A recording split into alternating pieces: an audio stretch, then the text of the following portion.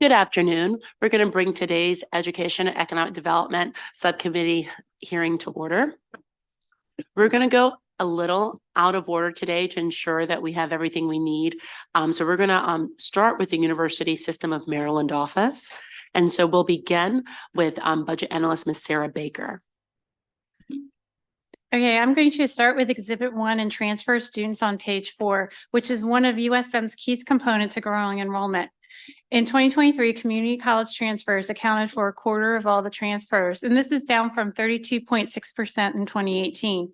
Overall, community college transfers comprised 21.7% of USM's new undergraduate students in 23, down from 26.1% since the pandemic. Exhibit 2 on page 5 breaks down the trend in transfers between those coming from community colleges and other institutions. Transfers reached their highest enrollment in 2019 and has subsequently declined 7.1% by 23. The largest decline occurred in 21, which can be attributed to a drop in the number of those transferring from out-of-state institutions, which may indicate that students wanted to stay closer to home during the pandemic. Enrollment of transfers rebounded in 23, increasing 7.5%, mainly due to those transferring from out-of-state institutions. Of concern is the continuing decline in community college transfers. However, with the 8.3% increase in enrollment in community college, it is expected transfers will increase in the coming years. Exhibit 3 on page 6 shows that a majority of the community college transfer students enroll at one of 4 USM institutions, and overall the portion of transfers enrolling at one of these institutions has increased from 78.1% in 2018 to 80.3% in 23. Exhibit 4 on page 7 shows that between 2019 and 23, an increasing portion of community college transfers are coming in as juniors, increasing from 47 to 55%, and those coming in as freshmen and sophomores are declining. Moving to enrollment at the regional education centers on page 8. As shown on Exhibit 5, enrollment, the centers has declined 5.5% or 135 full-time equivalent students between 2018 and 2020, which may be attributed to the pandemic and the challenges related to remote learning. Enrollment increased 12.1% in 21 due to enrollment growth at Shady Grove related to UMB's medical cannabis program. In 23, enrollments at the centers fell 10.5%. And since 21, enrollment has fallen 13.8% to 2,215 full-time equivalent students in 23. We asked the Chancellor to comment on the continuing enrollment decline at the regional centers and if the academic and business models need to be reconsidered given the changing demographics of potential students in the competition for fewer students. Turning to the budget on page 9, Exhibit 6 shows the proposed budget for system office.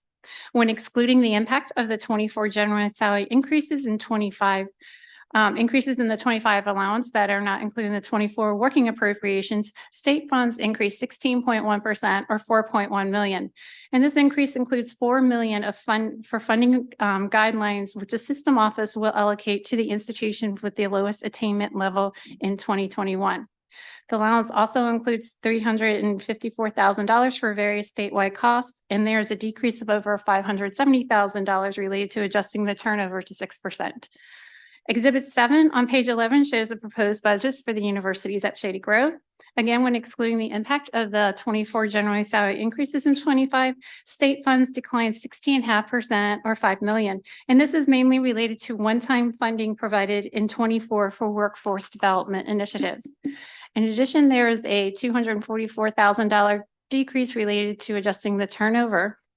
And the allowance does provide for over $127,000 for various statewide costs. The recommendation is on page 14, and that is to see the USM overview for system-wide recommendations. And that concludes my presentation. Thank you so much, Ms. Baker, for that overview. Are there any questions for Ms. Baker? Seeing none, we'll move on to the agency representative, of course, the Chancellor, Dr. Jay Perman. It's been so long since we've seen you. We've really missed you. I know you're getting tired. Never. Please. Yes, please bring your panel with you. Thank you.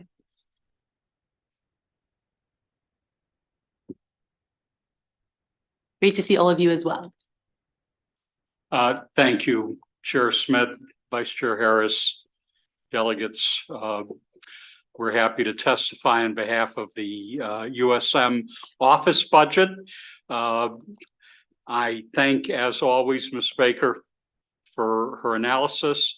With me at the table, to my left, the chair of the University System of Maryland Board of Regents, Ms. Linda Gooden.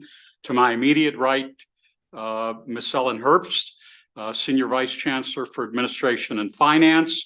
And to my far right, Dr. Allison Rinn, our Senior Vice Chancellor for Academic and Student Affairs.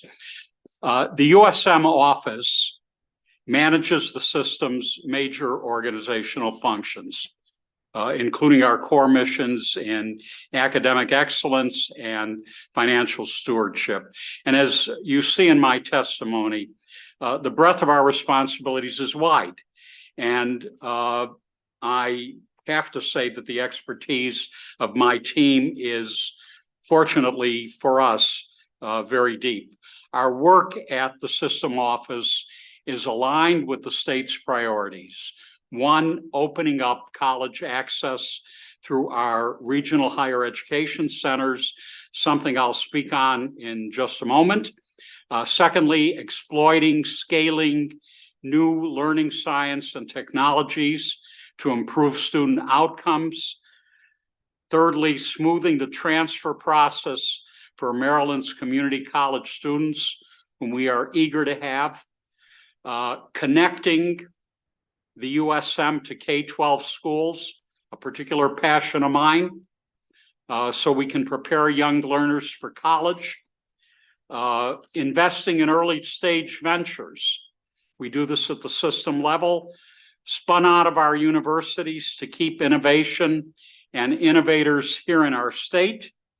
And finally, expanding programs that engage our students in committed citizenship, civic responsibility. This is what we do at the system office.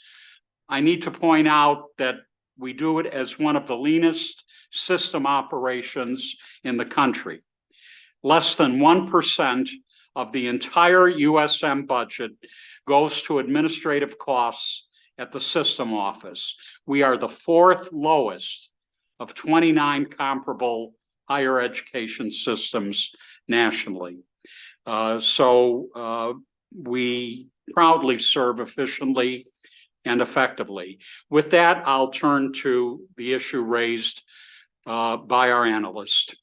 I am asked to comment on enrollment declines at our regional higher education centers and whether we should reconsider the model given changing student demographics, competition for the students that are out there. Our three regional higher ed centers, the universities at Shady Grove, the USM at Southern Maryland, and the USM at Hagerstown, they allow thousands of students each year to pursue a degree that for many would be out of reach otherwise. In what I'm going to say, I would share with you that I say what I say, not sitting in some corner office. I have talked to these students. I know why they value the regional centers. I know that's anecdotal, but I know what the students say. Now, we understand that our lawmakers are concerned about educational availability in underserved areas, rightly so. And these centers, particularly the two in Southern and Western Maryland, are critical to expand the access our elected leadership wants. And it's not just the underserved regions that benefits. It's underserved students. These are the students that are out there. First-gen students, students of color, students with financial need, students new to the country. And these students tend to stay in the region where they're educated, once they are educated, which in turn enriches their local communities. Again, I've talked to them. Many have work and family obligations that prevent them from traveling long distances for their education. They've got a family, they've got a job or two.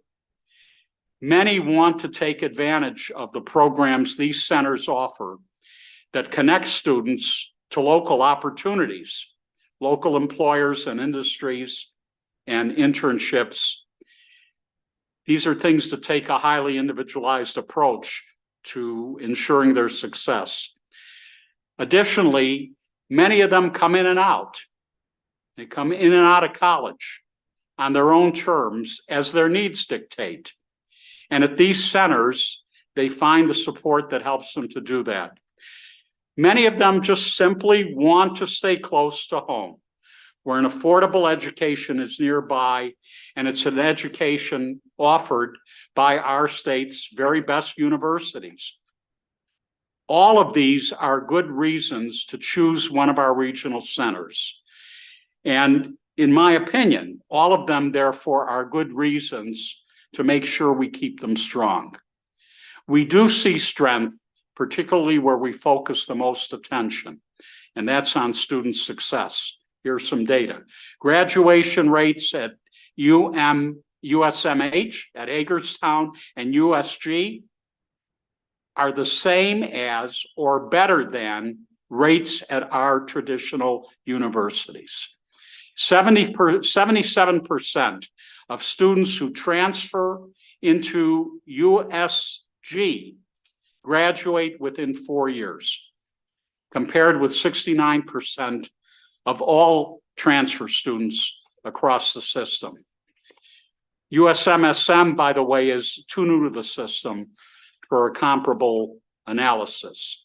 Now, there are challenges. As our analyst notes, enrollment has declined.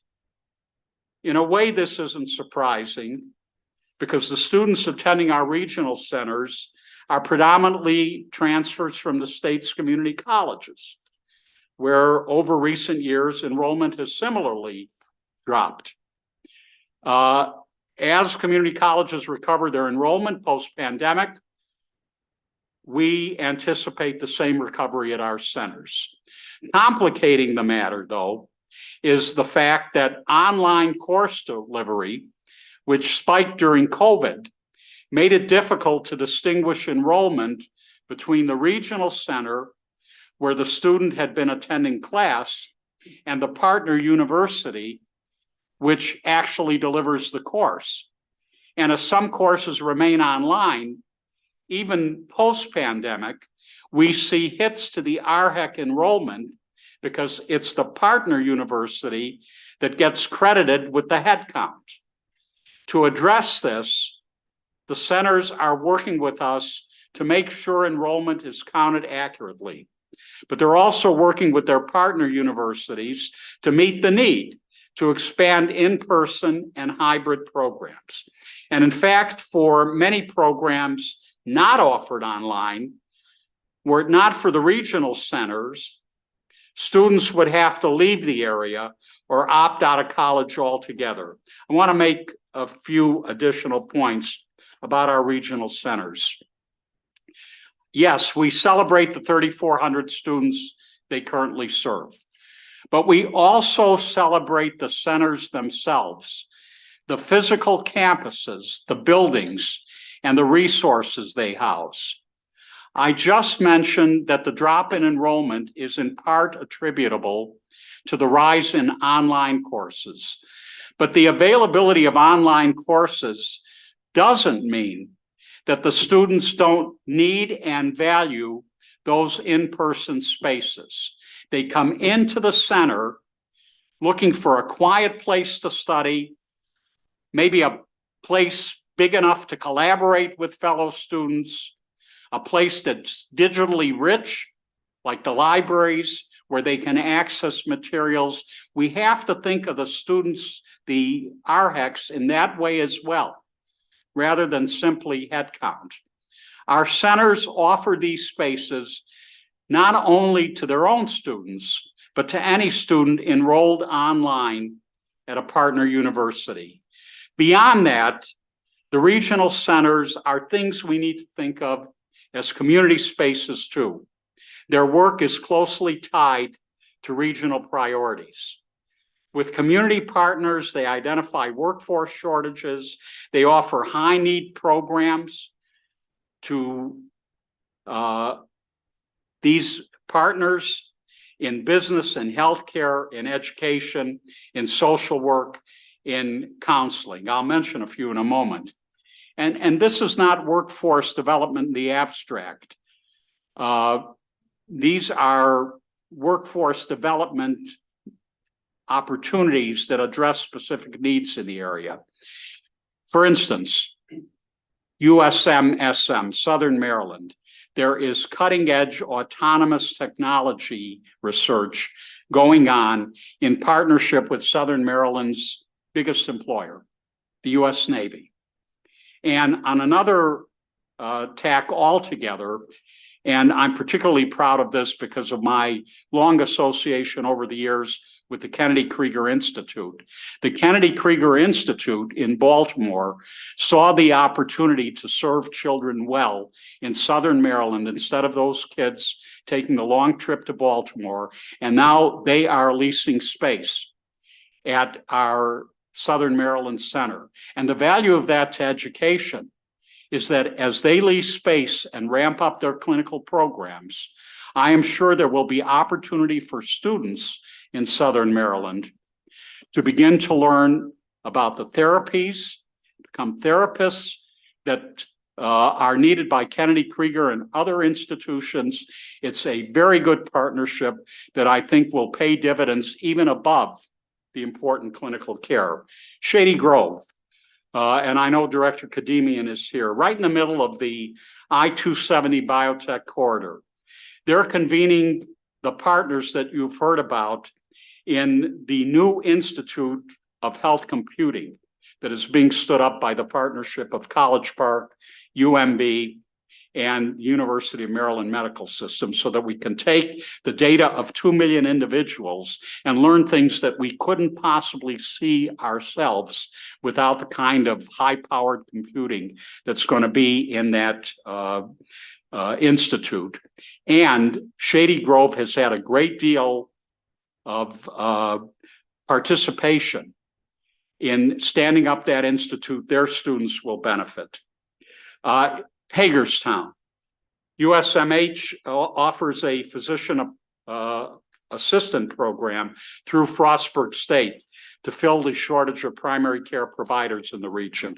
I remember cutting the ribbon on that program several years ago. That program is very successful and very important to the region. In fact, now that Washington County's top employer, Meritus Health, is developing a school of osteopathic medicine in Hagerstown, we're looking at ways that USMH can partner with Meritus and educate prospective students, at least prepare them, help to prepare them for medical school. And finally, and yes, I'm bullish on the RHEX, I acknowledge it. Finally, these regional centers are these spaces where many young learners are first exposed to higher education, whether they ultimately enroll at the center or not. These centers host summer programs, STEM programs, research days, coding tournaments, pitch competitions, art shows, open houses, and tours.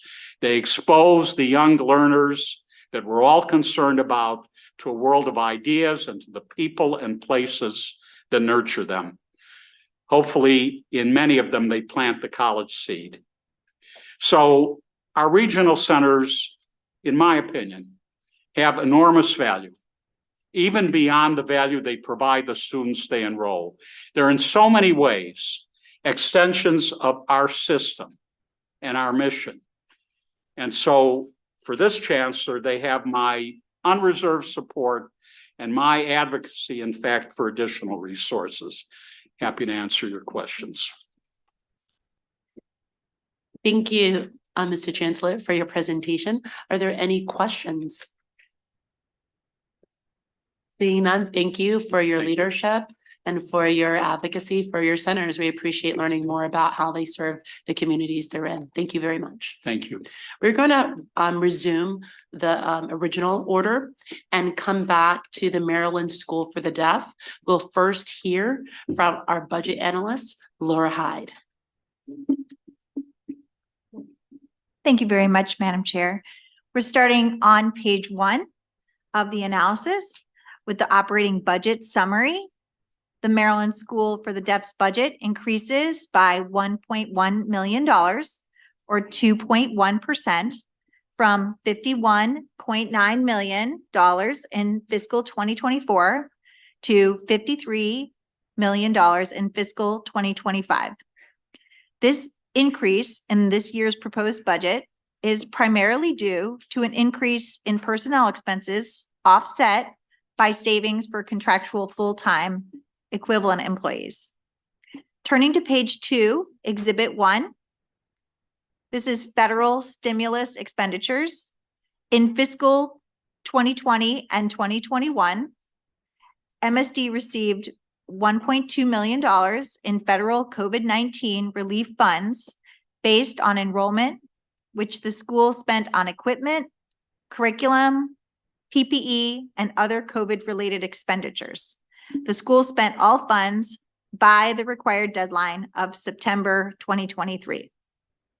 Turning to page 3, Exhibit 2, Overview of Agency Spending. This chart shows that $46.4 million, or 88% of MSD's proposed budget, is allocated for regular or contractual personnel, with the remaining $6.6 million, or 12%, for contractual services and other operating expenses. Turning to page 4, Exhibit 3, Enrollment. A formula determines MSD's annual enrollment count, which uses a 4-year average to mitigate sharp increases and decreases in the student population. This count includes early intervention and school-age students, but not enhanced services students. For fiscal 2025, which is the upcoming 2024-2025 school year, MSD's projected enrollment is 563, which for the purposes of formula funding totals 530 students. This count represents a slight increase of 4 students from fiscal 2024. However, since fiscal 2021, MSD's formula enrollment count has decreased by 21 students. Turning to page 5, Exhibit 4, this is the proposed budget. This chart shows the increase in MSD's proposed budget of $1.1 million from fiscal 2024 to fiscal 2025, which includes $312,000 in general funds, $56,000 in special funds, $126,000 in federal funds, and $584,000 in reimbursable funds. The largest overall increase is for regular personnel expenses, which grows by a net $2.5 million. This increase is offset by $1.9 million decrease for the reduction of 55 contractual full-time equivalent personnel. MSD's operating expenses increased by approximately $600,000. Turning to page 6, personnel. For fiscal 2025, MSD is authorized 362.5 regular positions and 39 contractual positions, which is an increase of 22.5 regular positions and a decrease of 55 contractual full-time equivalent positions. As of January 2024, MSD has 22 vacant positions with almost 19 vacancies above budgeted turnover. MSD's vacancy rate of almost 6.5% exceeds the fiscal 2024 budgeted turnover rate of 1.1%, which provides the agency with approximately $300,000 in potential vacancy savings. And DLS asked MSD to comment on how it plans to spend vacancy savings in fiscal 2024. Turning to page 8, Exhibit 5 is audit findings.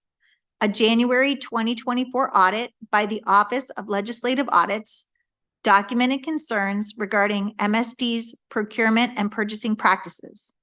OLA found 4 issues that warrant agency action, including 1 repeat finding regarding procurement and vendors for sign language interpreters. Specifically, MSD did not always follow state procurement regulations, failed to obtain Department of General Services and Board of Public Works approvals for contracts, did not publish contract awards on Maryland Marketplace Advantage, and artificially split certain purchases into smaller transactions, circumventing competitive procurement requirements and the single transaction spending limit.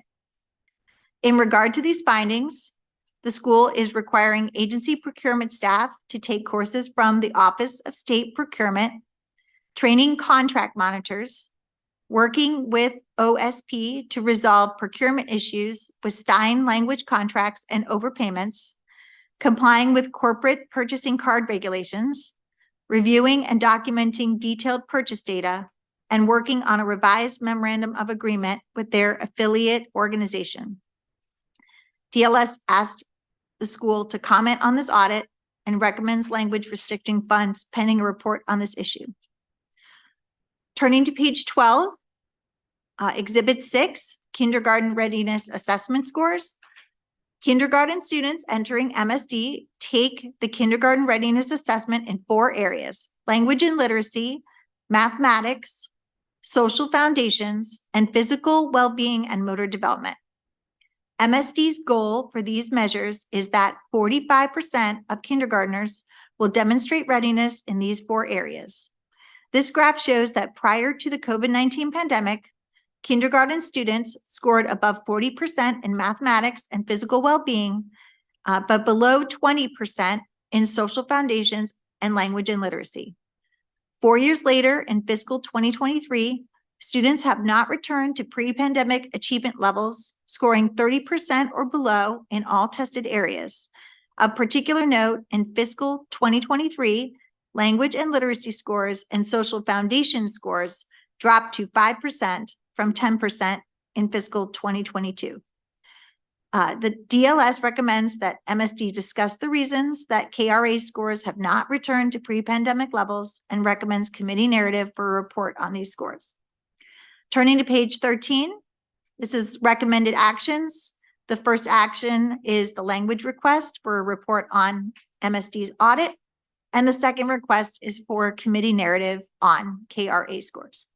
This concludes my presentation, and I stand for questions. Thank you, Ms. Hyde, for that overview. Are there any questions related to the analysis? Seeing none at this time, we will hear from the Maryland School for the Deaf Superintendent, Mr. John Serrano.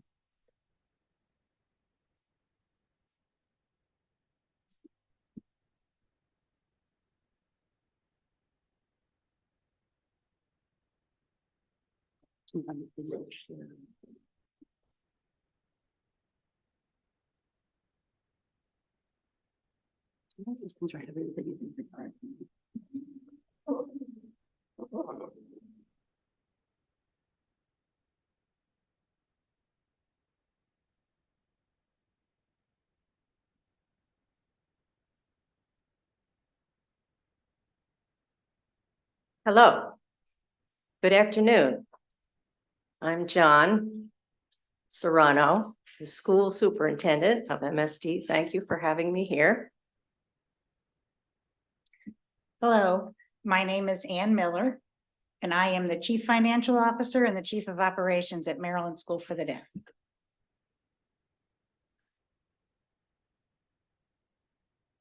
I would like to thank you, Mrs. Heidi, for all the hard work and the analysis, the partnership, and I'm happy to give you what I think is the best possible speech for this day. And MSD agrees with you, and you find us agreeable. And we concur with your analysis. Thank you. That's it. Okay. Are there any questions for the panel?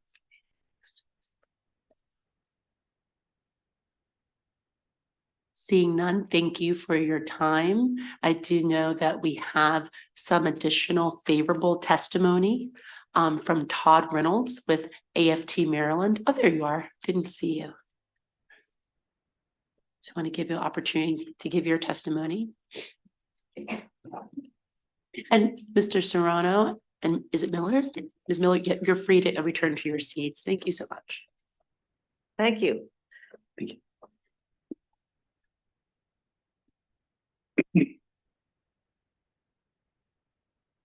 Yes, good afternoon,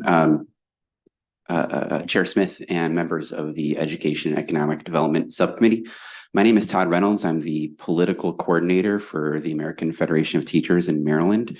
AFT Maryland is the state organization for a number of education and public education and state worker unions in Maryland, including the faculty and staff of the newly recognized, newly certified representative for the faculty and staff at Maryland School for the Deaf. We're here to testify in support, enthusiastic support for the budget for the Maryland School for the Deaf as the legislature continues to make sure the school gets all the funds it needs to provide public education to Maryland students. I submitted written remarks, so I just want to summarize. Roughly 5 weeks ago now, the administration at the Maryland School for the Deaf and the new union concluded negotiations on the first historic contract between the administration and the union. We're still ratifying that contract, so I can't go into too many details, but I do want to publicly commend the Moore-Miller team, Budget Secretary Grady and the folks at DBM, and the new superintendent and his leadership team. Negotiations on the first contract can and did cover a wide range of challenging issues, but at each step, their side was more than willing to try to understand our members' concerns and have conversations over solutions that will improve the working conditions and learning conditions of this vital institution, serving public students of every county in this state. And we think this budget reflects those priorities with more, for just an example, more contractual employees being converted to permanent full-time positions than we can ever remember. So that's great. Moving forward, we ask the legislature continue to do everything it can to provide the funding necessary for this institution to fulfill its promise and mission. It is notable that the school is not primarily funded through the Blueprint Fund, but through the general fund, and therefore it doesn't always have the same safeguards and guardrails against economic downturns as other K-12 public schools in the state do. Also, finally, we ask the legislature be especially attentive to the idea that because MSD is funded largely through that general fund, that public school dollars be used for public schools like MSD, especially ones whose job it is to provide sterling education to student communities in need. The Maryland School for the Deaf is unique in that it provides high quality public schooling to students who are deaf and hard of hearing in every county of the state at scale. I think over 500 students attend the school. We are aware of no other pre-K through 12 school, public or private, that does this. It should be treated, treasured, and valued as the asset it truly is. Thank you. So much for your testimony, Mr. Reynolds. Are there any questions? Thank you so much for your time and your testimony. That concludes the budget hearing for the Maryland School for the Deaf. We'll be moving on to the next agency, which will be University of Maryland Global Campus. And Kelly Norton will be the budget analyst. Welcome. Thank you.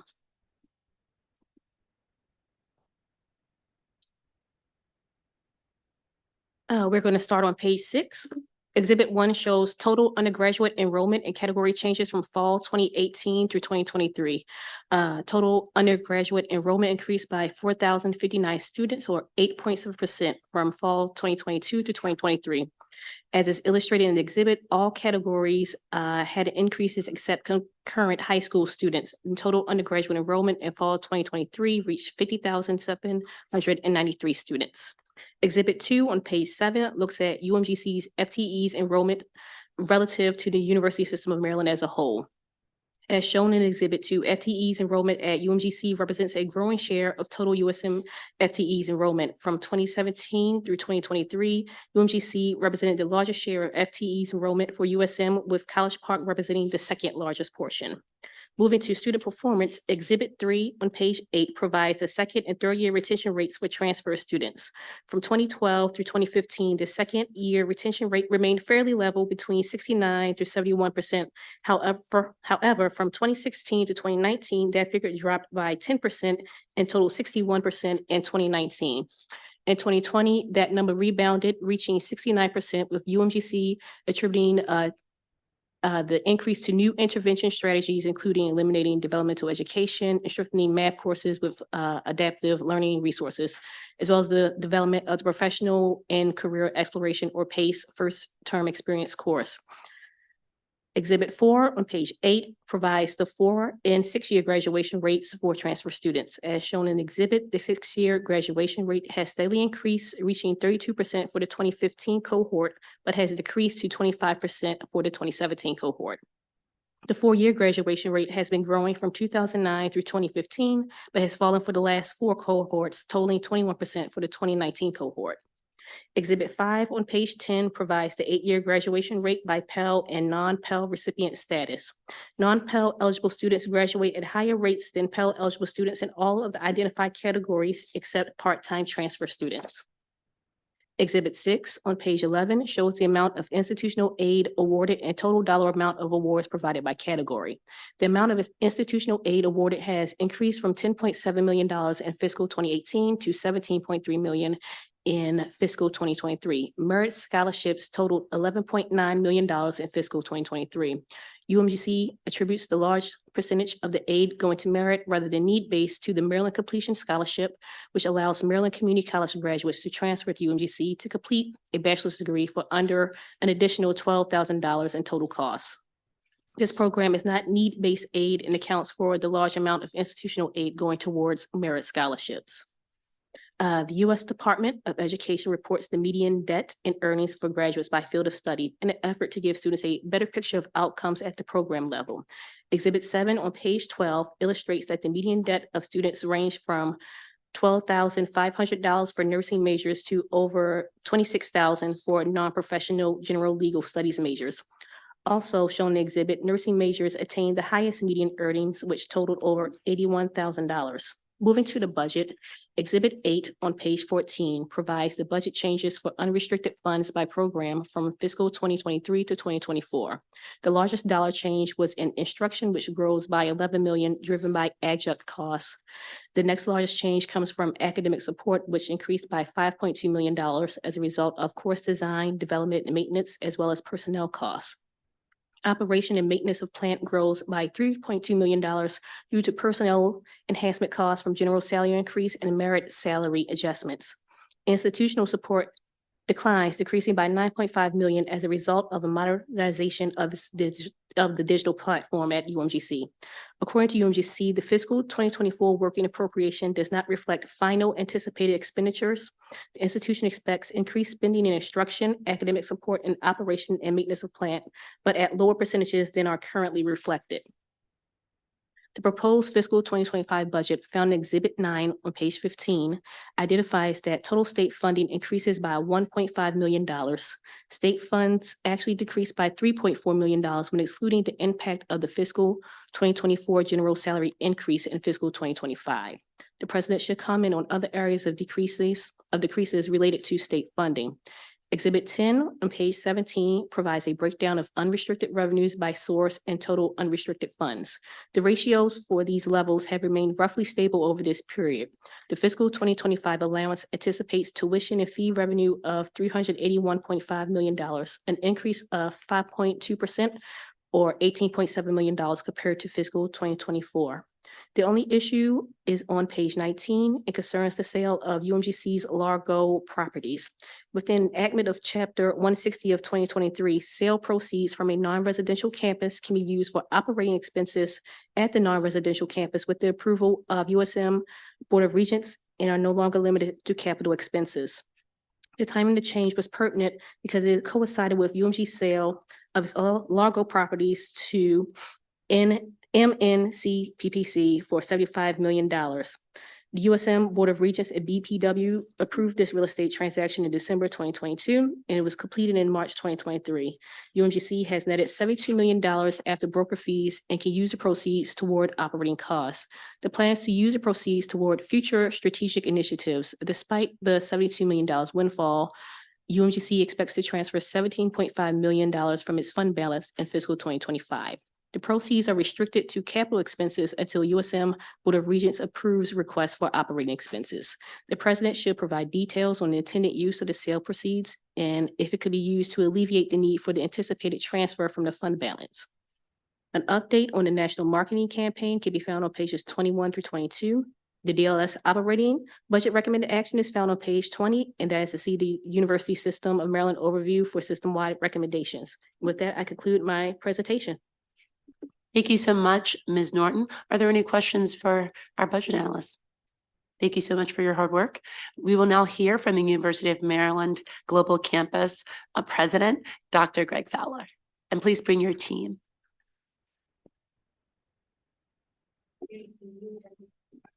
It is great to see you again. This time I expect to be here.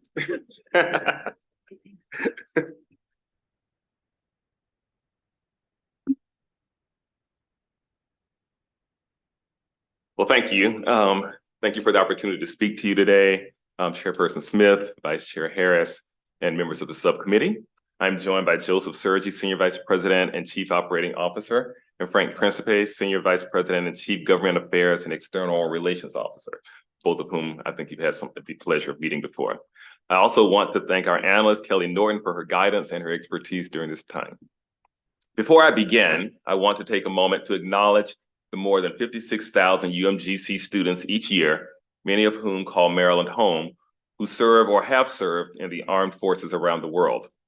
Our commitment to educating America's service members and their families remains steadfast and mirrors their commitments to serving wherever their country needs them.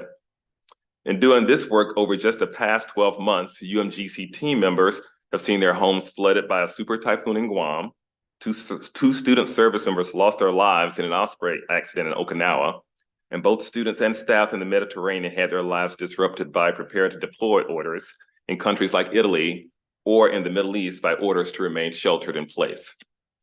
We are humbled by the opportunity to live and serve with those in uniform and proud to fly the Maryland flag in more than 180 locations in more than 20 countries and territories around the globe, helping ensure access to education and its power to transform lives, and continuing a proud tradition that dates back more than 75 years, when Maryland was the only state to answer the call to send faculty overseas, teach troops in post-World War Europe. Today, UMGC's mission remains unchanged. Currently, the institution serves some 90,000 students each year in Maryland, around the country, and around the world, offering open admissions, affordable learning experiences backed by the reputation of the University System of Maryland, and access to face-to-face, hybrid, and online instruction at locations worldwide. While UMGC operations are funded primarily by tuition revenue, the university offers the second lowest tuition and fees of any Maryland public institution. In FY23, the university received approximately $57.3 million from the state appropriations, accounting for approximately 13% of its unrestricted operating budgets. More than 100,000 UMGC alumni currently live in Maryland, and some 30,500 Marylanders attended UMGC in FY23, a number that does continue to grow, while more than 5,300 earned a UMGC degree. UMGC enrolls more Maryland Community College transfer students than any other institution in the state, and through its Maryland Completion Scholarship, allows eligible community college graduates to complete a UMGC bachelor's degree for $12,000 or less. More than 15,000 of these scholarships have been awarded since the program began in 2014, and more than 7,700 recipients have already earned a degree. We are particularly grateful to the General Assembly for last year's additional $1 million appropriation in support of the Maryland Completion Scholarship, which allowed us to grant hundreds more scholarships to Maryland students. I'm also pleased that our reputation as a transfer-friendly school extends beyond Maryland, with U.S. News and World Report citing UMGC's almost 10,000 transfer students as the largest number of transfer students in the nation in 2022. Our commitment to transforming the lives of underserved populations was recently recognized by the U.S. Department of Education, designating us as a minority-serving institution, serving more than 55,000 Black, Asian, Hispanic, Indigenous, or multiracial students annually. In Maryland, UMGC ranks #1 in minority student enrollment and #1 in conferring cybersecurity and IT degrees to women and students of color. And through our win-win partnerships with several of the state's HBCUs, we're seeking to help them add capacity and capabilities in the online and digital space, while also benefiting them from the expertise in serving each other's.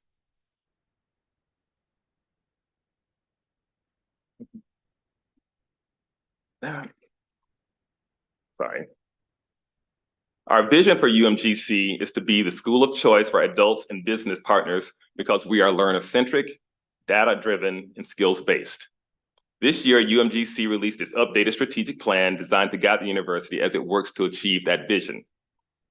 UMGC's enrollment demographics and sources of revenue present opportunities and challenges in the near term and going forward. Our workforce-facing strategy includes fostering partnerships either directly or indirectly with corporations such as Geico and MedStar, where the companies cover the cost of employee tuition for acquired skills, leaving students with little or no debt. In Maryland, last year, more than 3,300 students enrolled in UMGC classes as a result of such partnerships. As technological advances create jobs and require skills that didn't exist 5 years ago, UMGC is evolving rapidly as well, providing micro-credentials that can ultimately stack into traditional degree programs, while providing certificates to those who wish to seize imminent opportunities. More than 14 state governors, including Governor Wes Moore, here in Maryland, have now committed to opening state jobs up to those who can demonstrate required skills, regardless of whether they have completed a degree, and we are building skills-based learning experiences with workforce relevance as a cornerstone, so that learners know what skills they will need and experiences that will deliver them. Ultimately, we aspire to be a key resource in Maryland, finding ways to enhance economic mobility for those who need us the most. While UMGC continues to seek new ways of learning for learners to gain skills through virtual learning, for example, or recently we created something called the Metaversity, we will also seek to ensure that technologies close equity gaps rather than expanding them. We were proud, for example, to partner with Public Wireless this year to provide broadband access at no additional cost to needy students. And we will continue to seek new ways to realize the state's commitment to such resources. We'll also continue to partner with other post-secondary education institutions in Maryland to fulfill the state's goal of accessibility and affordability. In the past year, for example, you may have seen one of the televised news stories about our Prince George's 3D Scholarship Program, which we offer in partnership with Prince George's County Public Schools and Prince George's Community College. Under that dual enrollment program, recent graduate Jamel White was able to complete his high school diploma, associate's degree, and bachelor's degree in cybersecurity, all debt-free. With hundreds more students registered in the program, we truly are supporting Maryland's degree completion goals. As we continue to focus on our public mission of improving the lives of adult learners by operating as Maryland's open university, we respectfully ask of you that you continue discussions on the impact of UMGC's Maryland Completion Scholarship, to continue supporting renovation of the UMGC administration building, which allows us to have a hybrid workforce and contribute to the state's workforce and sustainability goals, to continue discussions regarding state funding of COLA merit increases, and to continue to support the recommendations of the Program Approval Commission, especially those around fully online programs. So thank you again for this opportunity to speak with you today and for the support you provided to the University System of Maryland. I certainly was asked to comment on a number of items, and we have included those items in our submitted written things, and certainly will take any questions on those as well as anything else.